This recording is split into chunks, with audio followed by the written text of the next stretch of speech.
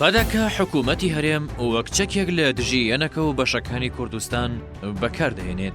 یەنەکە و زۆرینەی لایەنەکانی هەرێمی کوردستان نیگەران و ناڕازین لە سیاسەتی پەدەکە، هەم لە ڕووی سیاسیەوە هەمیش لە ڕووی بەڕێوەبردنی هەرێمی کوردستانەوە. بە جۆرێک حکوومەتی هەرێم بە زۆری لەژێر هەیمەنە و دەسەڵاتی ئەودایە و لە دژی هەموو لایەنەکان بەکاری دەهێنێت. پەدەکە چۆن کۆنتڕۆڵی حکوومەتی کردووە؟ پەدەکە لە هەرێمی کوردستان توانیوەتی دۆسیەی سیاسی و دیبلۆماسی و سەربازی و ئابووری بخاتە ژێر کۆنتڕۆڵ و دەسەڵاتی خۆیەوە و چۆن بیەوێت بەو جۆرە لە دژی کوردان بەگشتی و لە دژی یەنەکە و لایەنەکانی دیکە بەکاری دەهێنێت. کابینەی نوێمی هەرێمی کوردستان لە سەرجەم کابینەکانی پێشوو جیاوازترە. مەسرور بارزانی دەستی بەسەر حکوومەت داگرتووە و خۆی و تیمەکەی هەموو بڕیارێکی سیاسی و بەڕێوەبردنیان لە دەستی خۆیاندا کۆ کردوتەوە، هیچ دەسەڵاتێکیان بۆ وەزیرەکان نەهێشتوتەوە. مامەڵەی پەدەکە و بە تایبەت مەسرور بارزانی لەناو حکوومەتی هەرێم وای کردووە لایەنەکانی بەشدار لەو حکوومەتە نیگەران و تووڕە بن، بەڵام لەناو ئەو لایەنانەدا تەنیا یەنەکە هەڵوێستی وەرگرتووە و لایەنەکانی دیکە تەنیا لەناو کۆبوونەوەی ناوخۆی حیزبەکانیان نیگەرانیان دەربڕیوە. ئەو مامەڵەی پەدەکە وای کرد یەنەکە نیگەرانیەکانی بە ئاشکرا دەربڕی و سەرۆکی یەنەکە باوەڵ تاڵەبانی وتی ئیتر چیتر بەرگەی ئەم دۆخە ناگرین و قبوڵی ناکەین یەکێتی پەراوێز بخرێت، چونکە پارتی و مەسرور بارزانی دەستیان بەسەر حکوومەت داگرتووە. ئێمە وەکو یەکێتی ئەمڕۆ سیاسەتی خۆمانمان هەیە، پاشکۆی هیچ لایەنێک نابین، هیچ حزبێک نابین، هیچ وڵاتێک نابین. هەر لە چوارچێوەی ئەو نیگەرانیانە نزیکەی 2 مانگە قوبات تاڵەبانی بایکۆتی کۆبوونەوەکانی ئەنجومەنی وەزیرانی کردووە و تیمی یەنەکەش ناچنە کۆبوونەوەکانی ئەنجومەنی وەزیران. بەرپرسانی یەنەکە ئاماژە بەوە دەکەن پەدەکە لە حکوومەتدا گەماروی دارایی و خزمەتگوزاری خستۆتە سەر پارێزگای سلێمانی و هەڵەبجە و ئیدارەی گەرمیان و ڕاپەڕین، دەستی بەسەر داهاتی نەوت داگرتووە و پرۆژەکانیش لەو سنوورانە ڕاگیراوە. پەدەکە و بەکارهێنانی حکوومەتی هەرێم.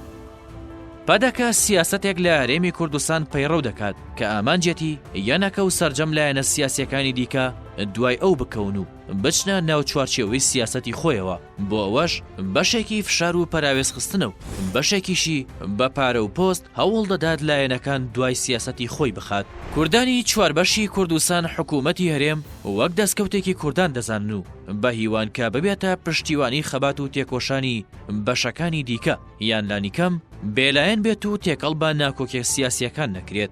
بەڵام پەدەکە هەر فشار و کارێک کە بیەوێت بیسەپێنێت حکوومەتی هەرێم بەکاردەهێنێت بۆ بەرگریکردن لە خۆی و هەمیش بۆ بەدەستهێنانی بەرژەوەندەکانی خۆی و بە تایبەت بنەماڵەی بارزانی. ئێستا پەدەکە لە شەڕی دژی دەوڵەتی داگیرکەری تورک سیاسەتی دژ بە کورد پەیڕەو دەکات و حکوومەتی هەرێم لەو پرسەدا تێوە دەگلێنێت.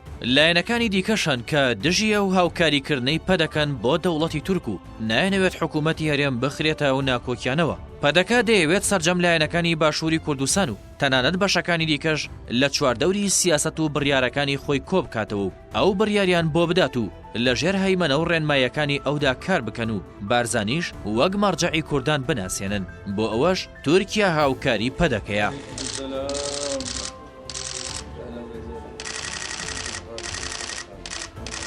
پەدەکە بە پشتیوانی دەوڵەتی داگیرکەری تورک لە ڕێگای جۆرا و جۆرەوە فشار بخاتە سەر یەنەکە و لایەنەکانی باشوور یان لە ڕێگەی ئیمتیاز و دەستکەوتەوە ڕازیان بکات لە بەرامبەر هێرشەکانیان بۆ سەر هەرێمی کوردستان و بەرامبەر فرۆشتنی نەوت و غاز بێدەنگ بن. ژمارەیەک بەرپرسی یەنەکە لەم دوایانەدا ئاشکرایان کرد دەوڵەتی تورک فشار لەسەر پەدەکە دەکات بۆ ئەوەی فشار لەسەر یەنەکە بکات غازی کۆرمۆر لە چەمچەماڵ لە ڕێگەی تورکیاوە بفرۆشرێت. بەڵام باڤڵ تاڵەبانی سەرۆکی یەنەکەوتی مەگەر بەسەر تەرمی مندا بتوانن غاز ڕەوانە بکەن و بە دەردی نەوتی بەرن. بەشێک لە لایەنەکان باز لەوە دەکەن دەوڵەتی داگیرکەری تورک و پەدەکە پیلانێکی هاوبەش لە دژی هەرێم بەڕێوە دەبەن و نیگەرانیەکانی یەنەکەش و بایکۆتکردنی حکوومەت بەهۆی ئەو فشارانەوەیە. بۆیە پیان وایە کە پیلانێکی هەرێمی لە ڕێگەی پەدەکەوە لەسەر هەرێم هەیە.